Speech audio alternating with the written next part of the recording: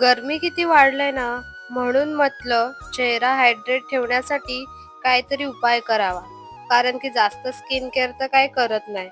म्हणून म्हटलं काकडीचे आईस क्यूबच बनवून घ्यावे. तर तेच लावेन. तेच मग बनवून वगैरे घेतलं, फ्रीजरमध्ये ठेवलं.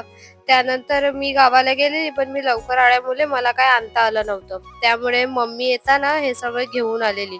मटका, पापड, पोंगे, कुरडया, बटाट्याचे चिप्स हे सगळं घेऊन आलेली.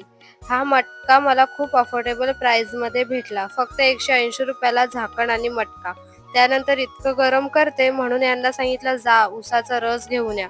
मग ते उसाचा रस घेऊन आले आणि मस्त आम्ही पिला. ते पण त्यांना थंड आणायला सांगितलेला, त्यांनी साधा आणला. त्यानंतर लगेच मटक्याचं उद्घाटन वगैरे केलं. मस्त मटका चिकन बनवलेला आज. त्यानंतर जेवण वगैरे करून घेतलं. भेटूया उद्या. Bye bye.